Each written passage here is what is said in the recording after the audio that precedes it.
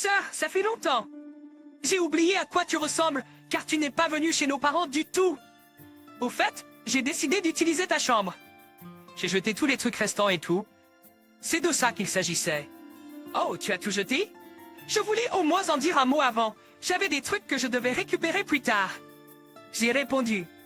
C'est déjà pas cool de ne pas venir récupérer tout ça tout ce temps, n'est-ce pas? Je veux dire, aucun d'entre eux n'avait l'air d'en valoir la peine, non? J'ai bien fait de me débarrasser de toutes ces choses. Et j'ai aussi jeté les vêtements et tout le reste. Je pensais en obtenir un que je pourrais porter. Ton goût vestimentaire est tellement mauvais. Haha. Alors je doute de ton sens des styles. Elle se moquait de moi à chaque fois comme ça. Je suis juste libre en ce moment, alors je t'ai appelé. Ne te fâche pas contre moi pour si peu. Es-tu sûr de bien manger? Ah! Tu perds juste du temps à faire un régime, car ça ne fera que t'irriter, dit-elle sans penser aux sentiments des gens. Elle mettait du temps à se préparer et nous a demandé d'y aller. Alors nous l'avons fait. Tu te crois où? Qu'est-ce que tu fais ici, habillée comme ça? Oh, cette robe. Elle est mignonne, non? C'est la dernière fois que je vais voir mon grand-père, donc je me suis habillée et je suis venue le voir. Peut-être que grand-père voudrait une fille plus jolie pour le pleurer.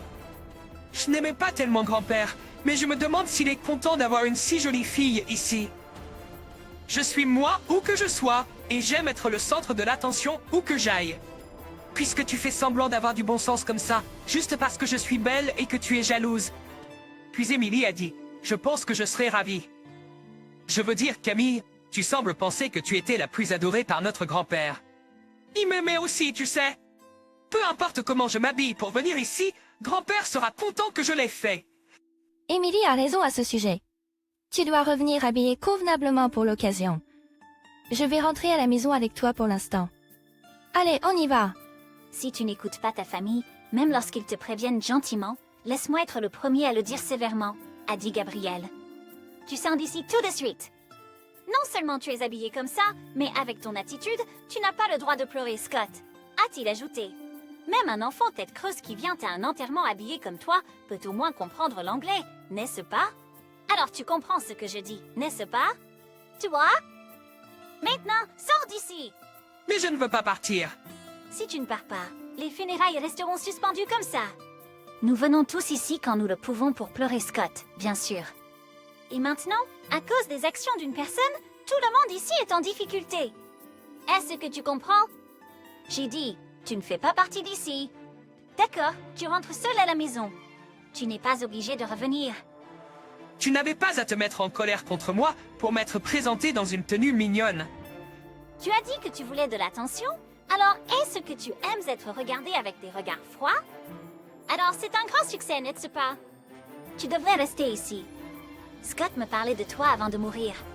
Il dit que tu étais vraiment dévoué à ton grand-père. Tu ne l'as pas vu récemment, n'est-ce pas? Fais tes adieux finaux. Tu ne l'as jamais dit avant. Pourquoi est-ce que vous me blâmez tous? Insista. Et Sorette, ne reste pas là à regarder. Aide-moi. Ouais. Alors c'est bon si je quitte cette maison. Papa et maman vont me manquer quand je serai parti. Oh, ça pourrait aussi fonctionner. Donnons-nous de l'espace et regardons-nous en face. N'est-il pas temps que tu expérimentes la vie en solo? Trouve un emploi où tu peux travailler à plein temps, car je ne vais pas t'aider.